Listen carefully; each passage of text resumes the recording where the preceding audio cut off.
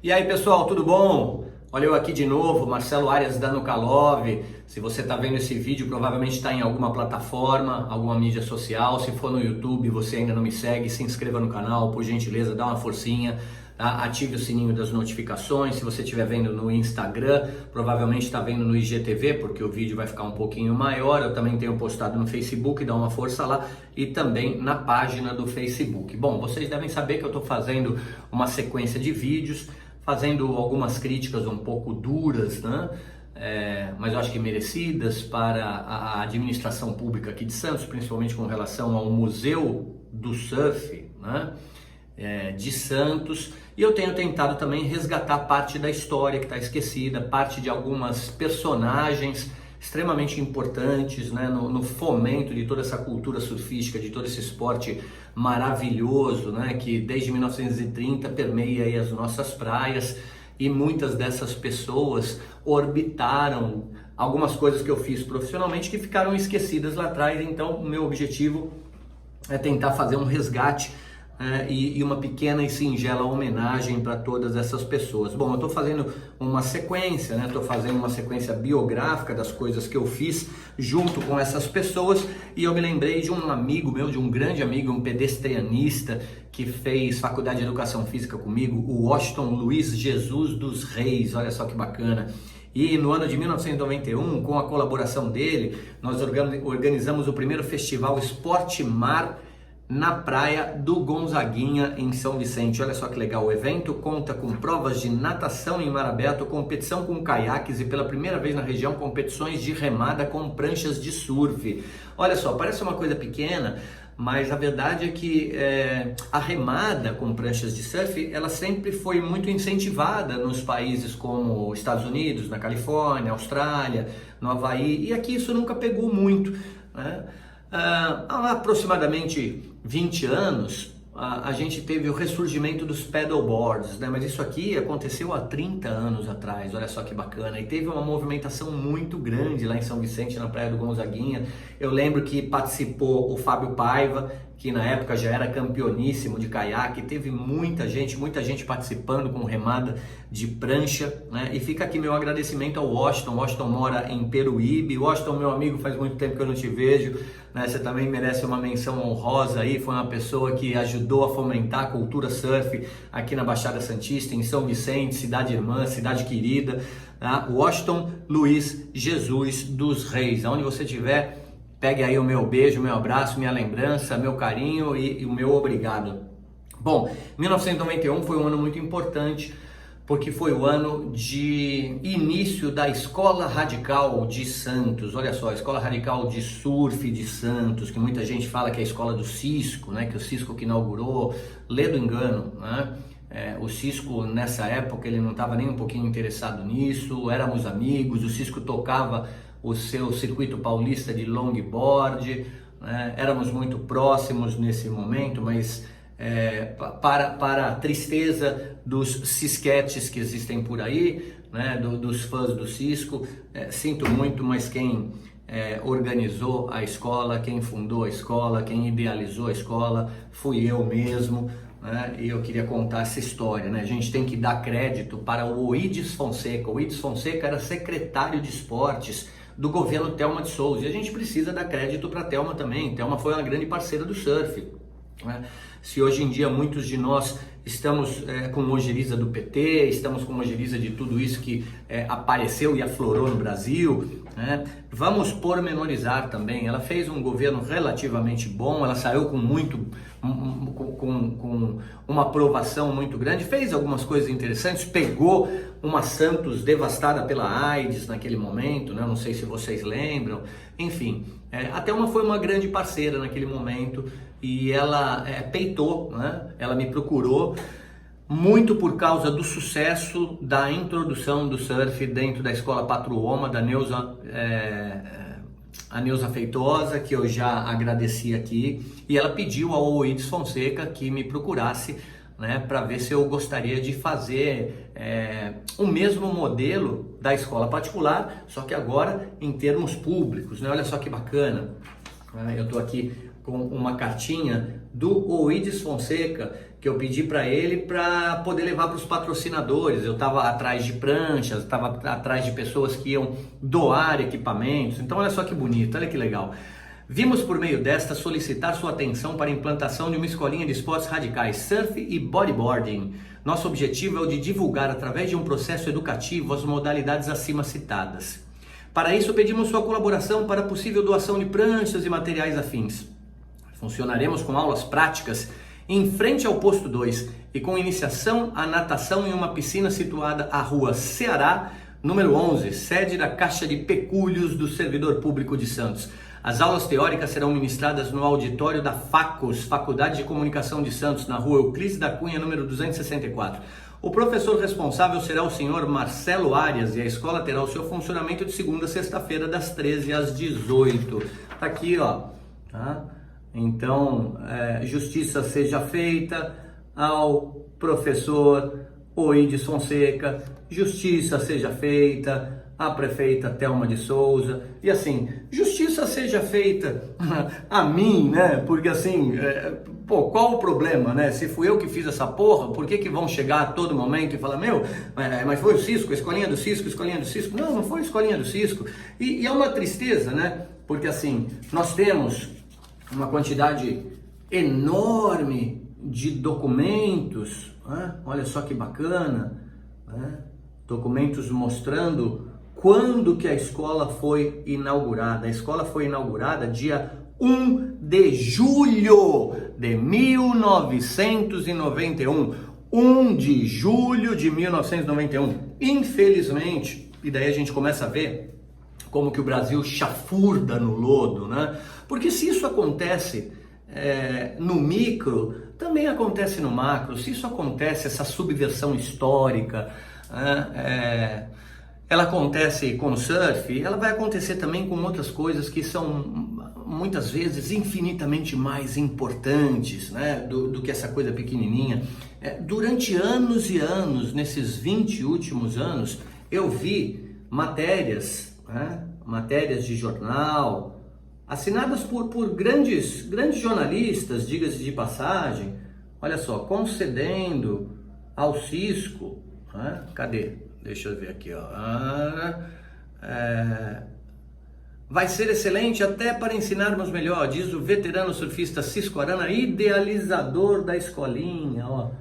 Não, desculpa, não foi o idealizador da escolinha, né? E assim, reportagens como essas saíram às dezenas, às centenas. E olha só que coisa terrível, funcionando desde 1992. Funcionando desde 1992. Não, a escolinha não funciona desde 1992. 1992 foi quando a escolinha foi para o posto 2. 1992 foi quando eu cheguei para o Cisco e falei, Ciscão, olha só, eu tô à frente da escolinha, só que eu tô querendo dar outros voos, eu tô querendo abrir novas perspectivas, eu tô pensando em fazer mestrado, mas cara, eu não vou soltar esse osso se você não pegar. Você segura isso? Você ficaria no meu lugar?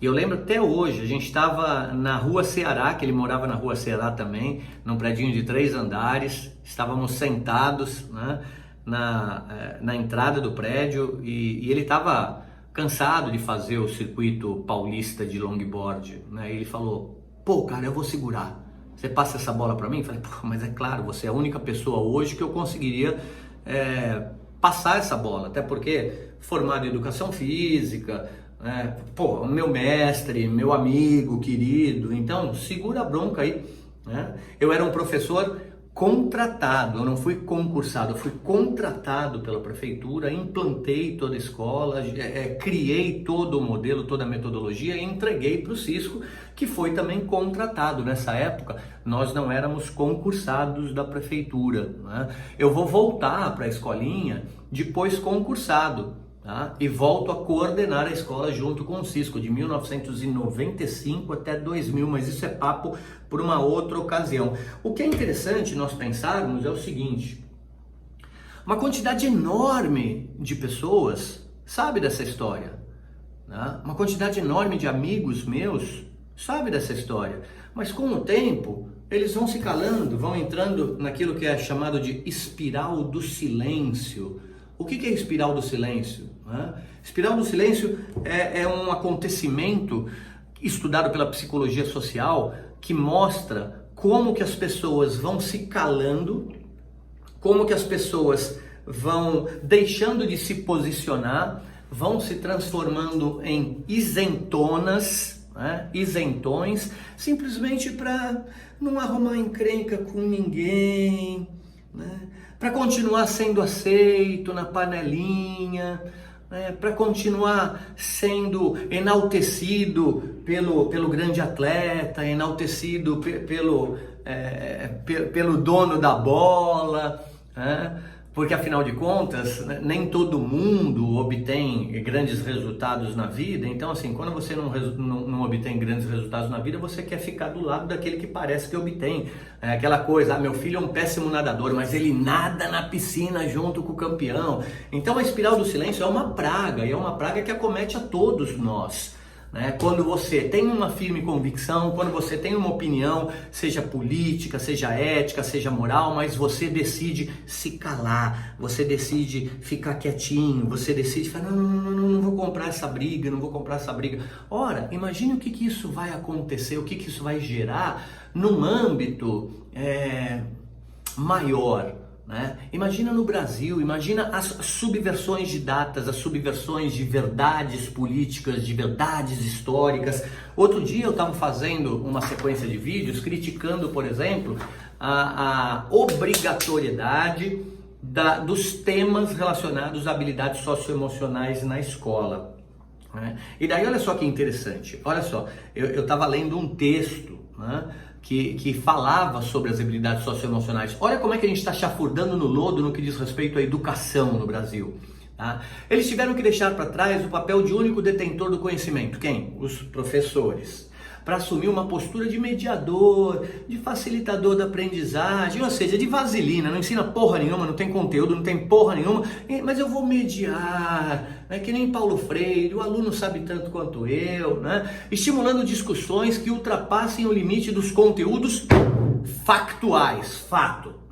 Por exemplo, para explicar o papel do Canadá na Segunda Guerra Mundial, o professor aborda menos fatos ou datas, coisas que qualquer um pode acessar facilmente. Como? Acessar facilmente aonde? Se até a mídia está equivocada, se até os jornais colocam datas equivocadas, datas erradas, subvertem a história a todo momento, E vai falar mais sobre como os líderes canadenses mostraram resiliência no período. Ou seja, cara, aquela coisa de negar a própria história, de negar os fatos, de negar a realidade. Que coisa terrível isso, cara. Se aconteceu comigo, está acontecendo com dezenas, com centenas de pessoas. Subversão de fatos, aulas tendenciosas na universidade,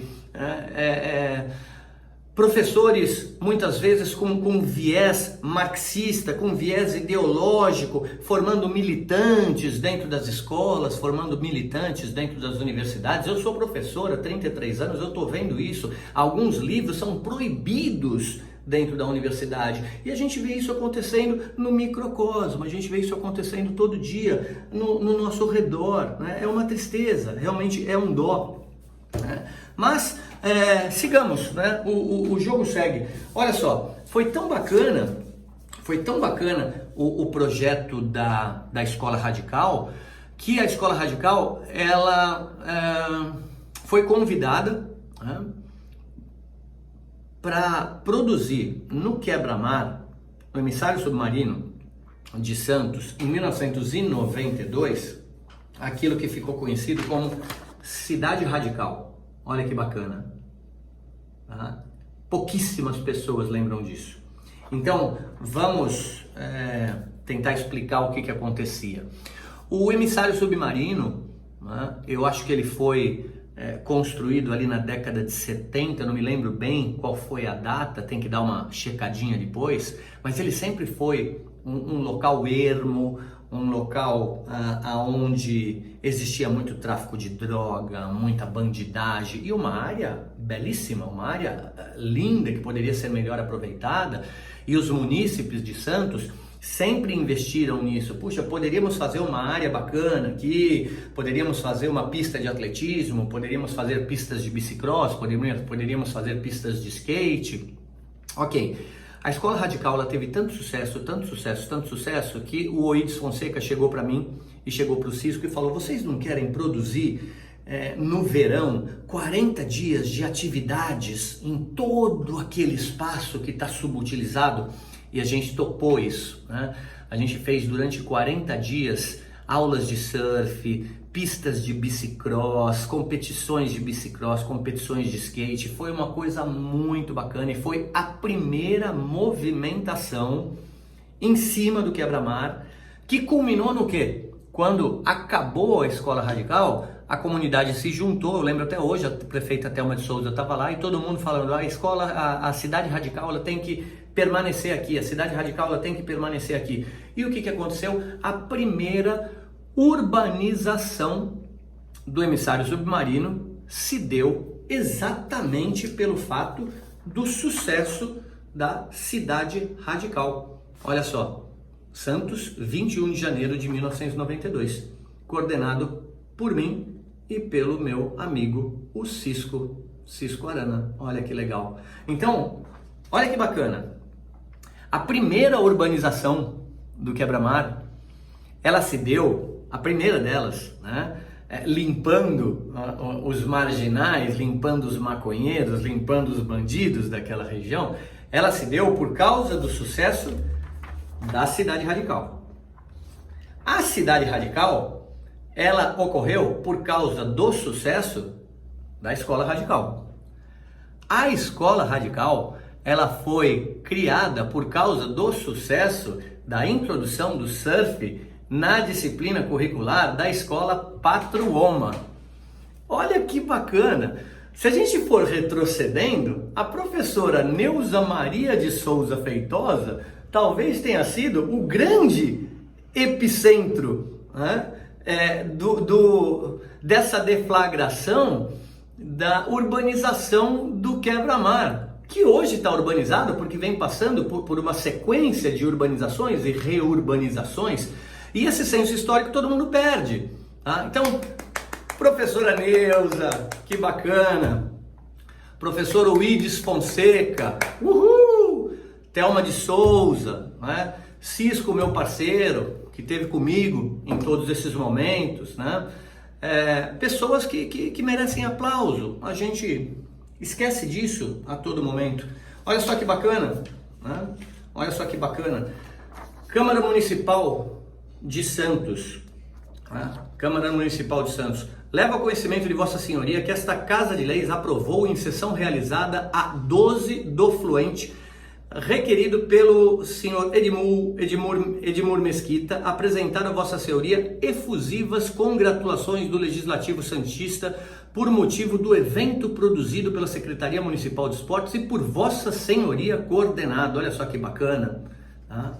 Que legal, congratulações, tá, do Legislativo Santista com relação ao sucesso do evento da Cidade Radical. Hoje, quando a gente vai lá para o quebra-mar, né, pouquíssimas pessoas lembram disso, pouquíssimas pessoas lembram dessa história. Essa história deveria estar sendo contada numa linha sequencial lá dentro do museu. E essas pessoas deveriam estar sendo homenageadas, né? No Dia do Surfista, por exemplo, no museu, com quadros, né? com relatos um pouco mais detalhados, né?